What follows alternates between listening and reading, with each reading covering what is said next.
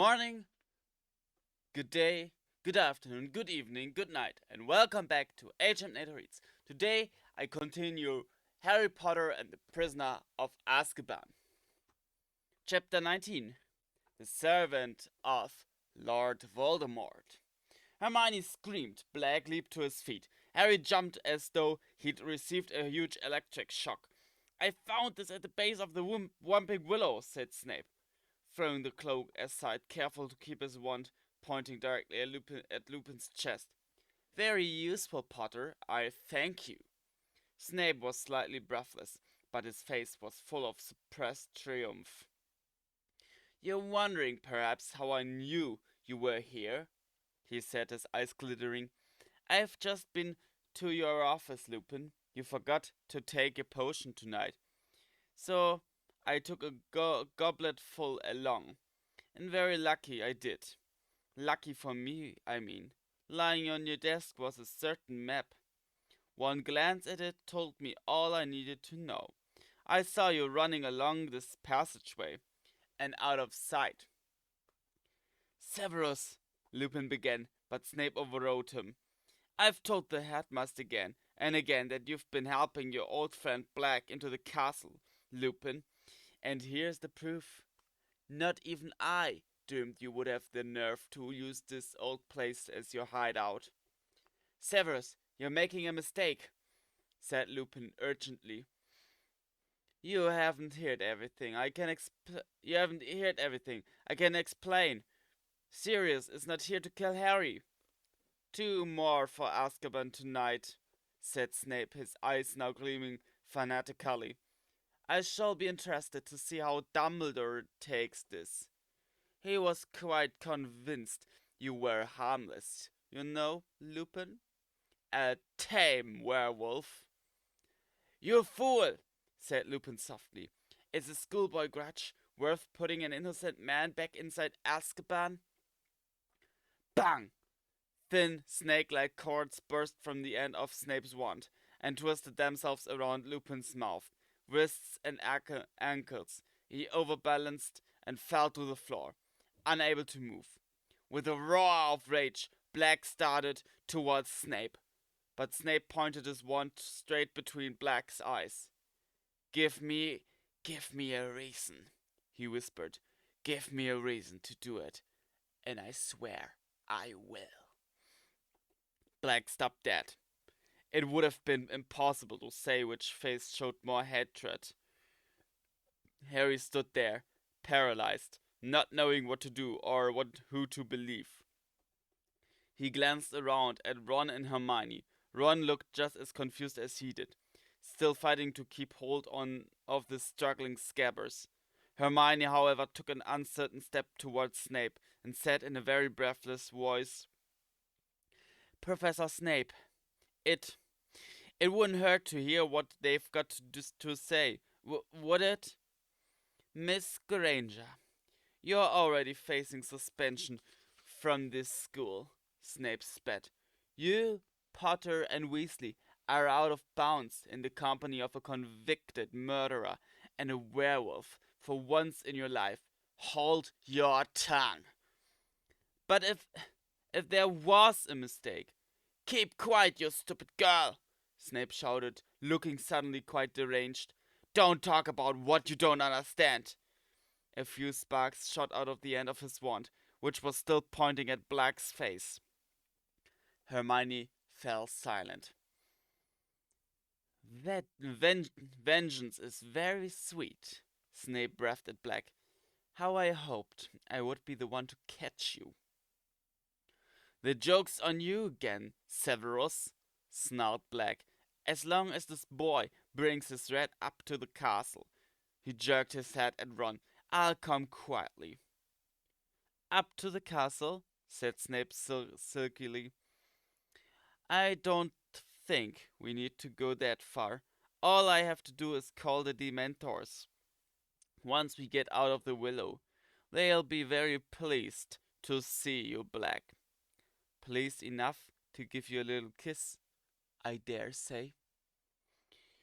What little color there was in Black's face left it.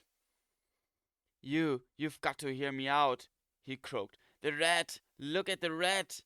But there was a mad glint in Snape's eye that Harry had never seen before. He seemed beyond reason. Come on, all of you, he said. He clicked his fingers, and the ends of the cords that bound Lupin flew to his hands. I'll drag the werewolf. Perhaps the Dementors will have a kiss for him too. Before he knew what he was doing, Harry had crossed the room in 3 strides and blocked the door. Get out of the way, Potter! You're enough trouble already, snarled Snape. If I hadn't been here to save your skin. Professor Lupin could have killed me about 100 times this year, Harry said. I've been alone with him loads of times, having defense lessons against the Dementors. If he was helping Black, why didn't he just finish me off then? Don't ask me to fathom the way to a werewolf's mind works, hissed Snape. Get out of the way, Potter. You're pathetic, Harry yelled. Just because they made a fool of you at school, you won't even listen. Silence! I will not be spoken to like that, Snape shrieked, looking madder than ever. Like father, like son, Potter. I have just saved your neck. You should be thanking me on her bended knee. You would have been well served if he'd kill you. You'd have died like your father too. Arrogant to believe you might be mistaken in Black. Now get out of the way, or I will make you. Get out of the way, Potter! Harry made up his mind in a split second. Before Snape could take even one step towards him, he had raised his wand. Expelliarmus! He yelled, except that his wasn't the only voice that shouted. There was a blast that made the door rattle on its hinges. Snape was lifted off his feet and slammed into the wall, then slid down it to the floor, a trickle of blood oozing from under his hair. He had been knocked out. Harry looked around. Both Ron and Hermione had tried to disarm Snape at exactly the same moment. Snape's wand soared in a high arc and landed on the bed next to Crookshanks. You shouldn't have done that, said Black, looking at Harry. You should have left him to me. Harry avoided Black's eyes. He wasn't sure even now that he'd done the right thing. We attacked a teacher. We attacked a teacher. Hermione whimpered, staring at the lifeless Snape with frightened eyes. Oh, we're going to be in so much trouble. Lupin was struggling against his bonds. Black bent down quickly and untied him. Lupin straightened up, rubbing his arms where the ropes had cut into them. Thank you, Harry, he said. I'm still not saying I believe you, Harry retorted. Then it's time we offered you some proof, said Black. You boy, give me Peter now. Ron clutched Scabbers closer to his chest. Come off it, he said weakly. Are you trying to say you broke out of Azkaban just to get your hands on Scabbers? I mean, he looked up at Harry and Hermione for support. Okay, say Pettigrew could turn into a rat. There are millions of rats. How's he supposed to know which one he's after if he was locked up in Azkaban? You know, Sirius, that's a fair question, said Lupin, turning to Black and frowning slightly. How did you find out where he was? Black put one of his claw-like hands inside his robes and took out a crumpled piece of paper, which he smoothed flat and held out to show the others. It was the photograph of Ron and his family that had appeared in the Daily Prophet the previous summer, and there on Ron's shoulder was Scabbers. How did you get this? Lupin asked Black, thunderstruck. Fudge, said Black. And there was Peter on the front page, on this boy's shoulder. I knew him at once. How many times had I seen him transform? And the caption said, the boy would be going back to Hogwarts, to where Harry was. My God, said Lupin softly, staring from Scabbers to the picture in the paper and back again. His front paw. What about it? Said Ron defiantly. He's got a toe missing, said Black. Of course, Lupin breathed. So simple, so brilliant. He cut it off himself. just before he transformed, said Black. When I cornered him, he yelled for the whole street to hear that I'd betrayed Lily and James. Then before I could curse him, he blew apart the street with a wand behind his back, killed everyone within 20 feet of himself, and spat down into the sewer with the other rats. Didn't you ever hear, Ron? Said Lupin. The biggest bit of Peter they found was his finger. Look, Scabbers probably had a fight with another rat or something. He's been in my family for ages, right? 12 years, in fact, said Lupin. Didn't you ever wonder why he was living so long? We've been taking good care of him, said Ron. Not looking too good at the moment, though, is he? Said Lupin. I'd guess he's been losing weight ever since he heard Sirius was on the loose again. He's been scared of that mad cat, said Ron, nodding towards Crookshanks, who was still purring on the bed. But that wasn't right, Harry thought suddenly. Scabbers had been looking ill before he met Crookshanks, ever since Ron's return from Egypt, since the time when Black had escaped. This cat isn't mad, said Black hoarsely. He reached out a bony hand and stroked Crookshanks' fluffy head. He's the most intelligent of his kind I've ever met. He recognized Peter for what he was straight away, and when he met me, he knew I was no dog. It was a while before he trusted me. Finally, I managed to communicate to him what I was after, and he's been helping me. What do you mean? Breathed Hermione. He tried to bring Peter to me, but couldn't, so he stole the passwords into Gryffindor Tower for me. As I understand it, he took them from a boy's bedside table. Harry's brain seemed to be sagging under the weight of what he was hearing. It was absurd, and yet... But Peter got wind of what was going on and ran for it. This cat, Crookshanks. Did you call him? Told me Peter had left blood on the sheets. I suppose he bit himself. Well, faking his own death had worked once. These words jolted Harry to his senses. And why did he fake his death? He said fiercely. Because he knew you were about to kill him, like you killed my parents. No, said Lupin. Harry. And now you've come to finish him off. Yes, I have, said Black, with an evil look at Scabbers. Then I should have let Snape take you, Harry shouted. Harry, said Lupin hurriedly, don't you see? All this time we've thought Sirius betrayed your parents, and Peter tracked him down. But it was the other way round. Don't you see? Peter betrayed your mother and father. Sirius tracked Peter down.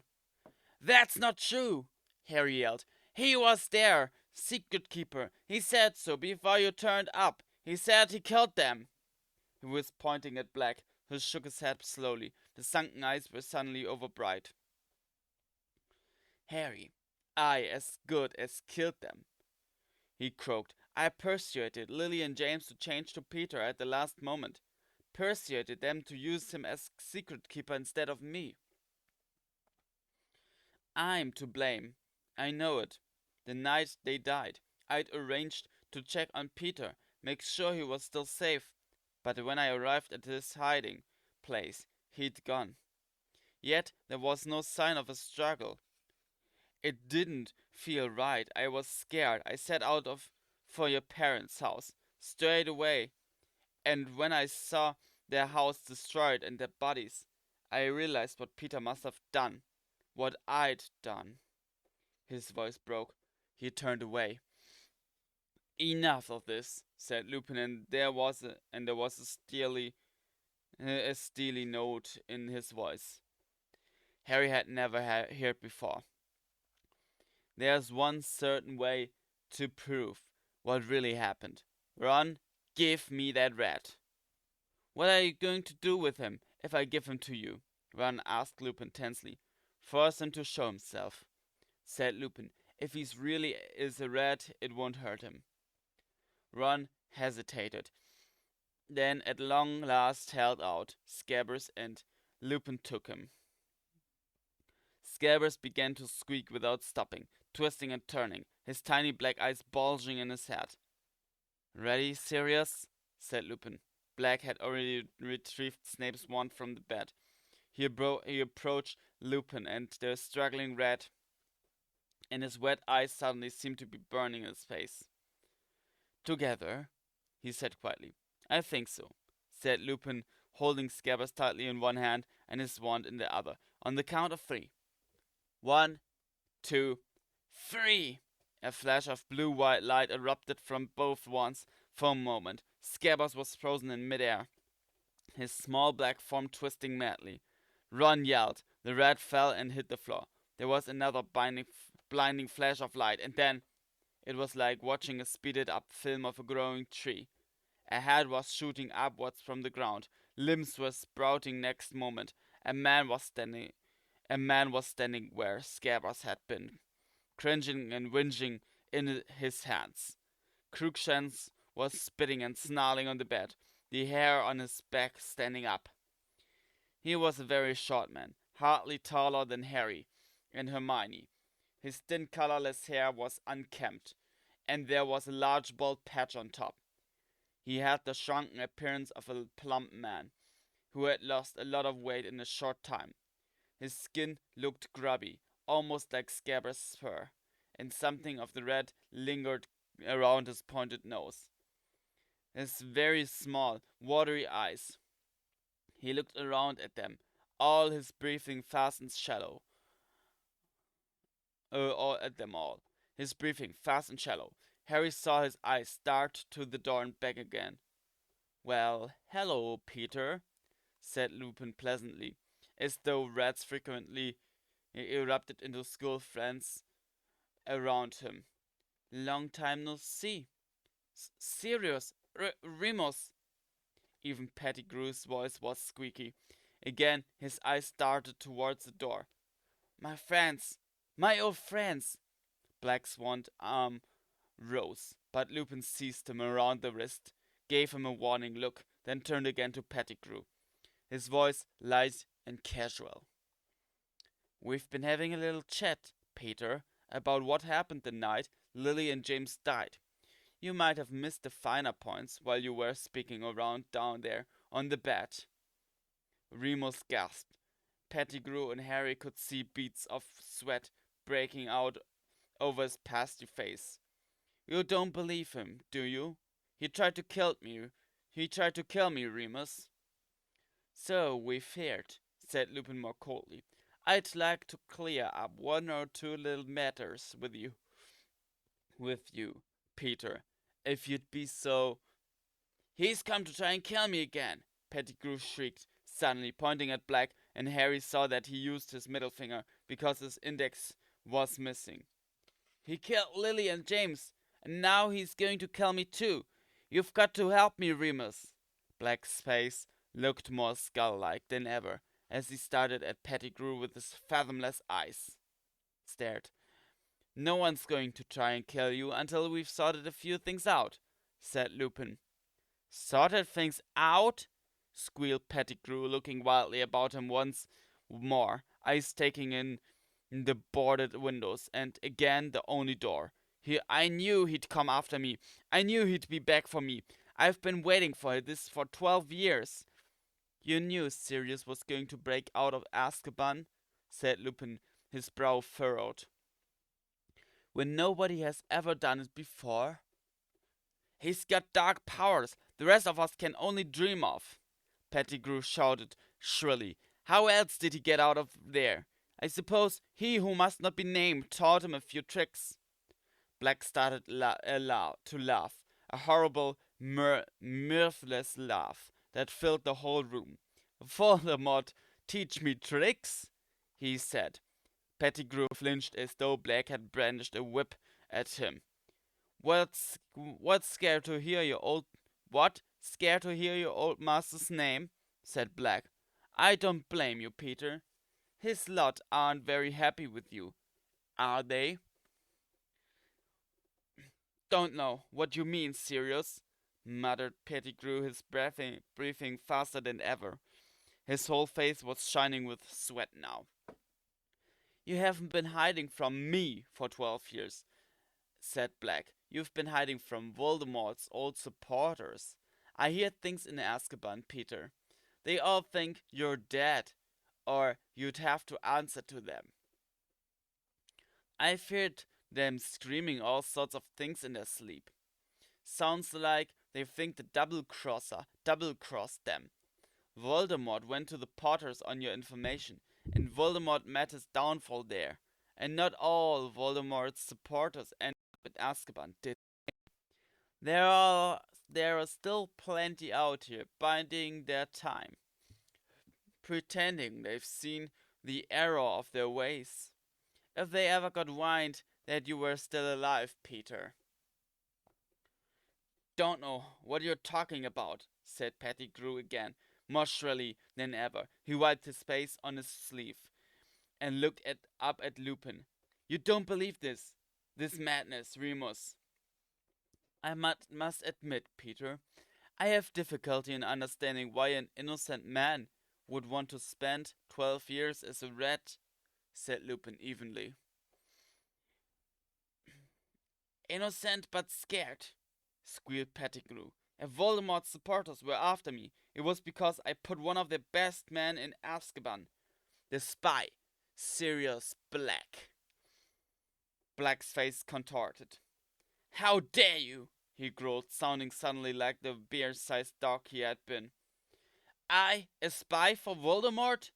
When did I ever sneak around people who were stronger and more powerful than myself? But you, Peter. I'll never understand why I didn't see you were the spy from the start. You always liked big friends who'd look after you, didn't you? It used to be us, me and Remus and James. Pettigrew wiped his face again. He was almost panting for breath. Me a spy? Must be out of your mind. Never. Don't know how you can say such a. Lily and James only made you secret keeper because I suggested it. Black hissed so venomously that Pettigrew took a step backwards. I thought it was the perfect plan. A bluff. Voldemort would be sure to come after me. Would never dream they'd use a weak, talentless thing like you. It must have been the finest moment of your miserable life, telling Voldemort you could hand him the Potters. Pettigrew was muttering distractedly. Harry caught words like far-fetched and lunacy, but he couldn't help paying more attention to the ashen color of Pettigrew's face and the way his eyes continued to dart towards the windows and door. Professor Lupin, said Hermione timidly, can I say something? Certainly, Hermione, said Lupin courteously. Well, Scabbers, this man, he's been sleeping in Harry's dormitory for 3 years. If he's working for you-know-who, how come he never tried to hurt Harry before now? There, said Pettigrew shrilly, pointing at Hermione with his maimed hand. Thank you. You see, Remus, I have never hurt a hair of Harry's head. Why should I? I'll tell you why, said Black, because he never did anything for anyone unless you could see what was in it for you. Voldemort's been in hiding for 12 years. They say he's half dead. You weren't about to commit murder right under Albus Dumbledore's nose for a wreck of a wizard who'd lost all his powers, were you? You'd want to be quiet, sure he was the biggest bully in the playground before you went back to him, wouldn't you? Why else did you find a wizard family to take you in? Keeping an ear out for news, weren't you, Peter? Just in case your old protector regained strength and it was safe to rejoin him. Pettigrew opened his mouth and closed it several times. He seemed to have lost the ability to talk. Mr. Black? Serious? Said Hermione timidly. Black jumped at being addressed like this and stared at Hermione as though being spoken to politely was something he'd long forgotten. If you don't mind me asking, how did you get out of Azkaban if you didn't use dark magic? Thank you, gasped Pettigrew, nodding frantically at her. Exactly, precisely, what I... But Lupin silenced him with a look. Black was frowning slightly at Hermione, but not as though he was annoyed with her. He seemed to be pondering his answer. I don't know how I did it, he said slowly. I think the only reason I never lost my mind is that I knew I was innocent. That wasn't a happy thought, so the Dementors couldn't suck it out of me. But it kept me sane, and knowing who I am helped me keep my powers. So when it all became too much, I could transform in my cell, became a dog. Dementors can't see, you know. He swallowed. They feel their ways towards people by sensing their emotions. They could tell that my feelings were less human, less complex when I was a dog. But they thought, of course, that I was losing my mind like everyone else in there, so it didn't trouble them. But I was weak, very weak, and I had no hope of driving them away from me without a wand. But then I saw Peter in that picture. I realized he was at Hogwarts with Harry, perfectly positioned to act if one hint reached his ears that the dark side was gathering strength again. Pettigrew was shaking his head, mouthing noiselessly, but staring all the while at Black as though hypnotized, ready to strike the moment he could be sure of Alice, to deliver the last Potter to them. If he gave them Harry, who'd dare say he'd betrayed Lord Voldemort? He'd be welcomed back with honors. So, you see, I had to do something. I was the only one who knew Peter was still alive. Harry remembered what Mr. Weasley had told Mrs. Weasley. The guards say he's been talking in his sleep. Always the same words. He's at Hogwarts. It was as if someone had lit a fire in my head, and the Dementors couldn't destroy it. It wasn't a happy feeling. It was an obsession. But it gave me strength. It cleared my mind. So one night when they opened my door to bring food, I slipped past them as a dog. It's so much harder for them to sense animal emotions that they were confused. It was thin, very thin, thin enough to slip through the bars. I swam as a dog back to the mainland. I journeyed north and slipped into the Hogwarts grounds as a dog. I've been living in the forest ever since, except when I come to watch the Quidditch, of course. You fly as well as your father did, Harry. He looked at Harry, who did not look away. Believe me, croaked Black. Believe me, I never betrayed James and Lily. I would have died before I betrayed them. And at long last, Harry believed him. And at long last, Harry believed him. Throat too tight to speak, he nodded. No!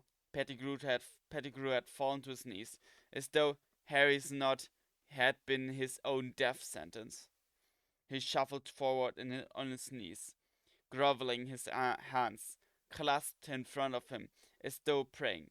Sirius, it's me, it's Peter, your friend. You wouldn't... Black kicked out and Pettigrew recoiled. There's enough filth on my ropes without you touching them, said Black. Remus, Pettigrew squeaked, turning to Lupin instead, writhing imploringly in front of him. You don't believe this? Wouldn't Sirius have told you they'd changed the plan? Not if he thought I was the spy, Peter, said Lupin. I assume that's why you didn't tell me, Sirius, he said casually over Pettigrew's head. Forgive me, Remus, said Black. Not at all, Petfoot, old friend, said Lupin, who was now rolling up his sleeves. And will you, in turn, forgive me for believing you were the spy? Of course, said Black, and the ghost of a grin flitted across his gaunt face. He too began rolling up his sleeves. Shall we kill him together? Yes, I think so, said Lupin grimly. You wouldn't! You won't! Gasped Pettigrew, and he scrambled around to run. Run! Haven't I been a good friend? A good pet? You won't let them kill me. Run, will you? You're on my side, aren't you? But Ron was staring at Pettigrew with the utmost revulsion. Revulsion. I let you sleep in my bed, he said. Kind boy, kind master. Pettigrew crawled towards Ron. You won't let them do it. I was your rat. I was a good pet. If you made a better rat than humans, it's not much to boast about, Peter, said Black harshly. Ron, going still paler with pain, wrenched his broken leg out of Pettigrew's reach. Pettigrew turned on his knees, staggered forwards, and seized the hem of Hermione's robes. Sweet girl, clever girl, you won't let them help. You won't let them help me. Hermione pulled her robes out of Pettigrew's clutching hands and backed away against the wall, looking horrified. Pettigrew knelt, trembling uncontrollably, and turned his head slowly towards Harry. Harry, Harry, you look just like your father, just like him. How dare you speak to Harry? Roared Black. How dare you face him? How dare you talk about James in front of him? Harry, whispered Pettigrew, shuffling towards him, hands outstretched. Harry, James wouldn't have wanted me killed. James would have understood. Harry, he would have shown me mercy.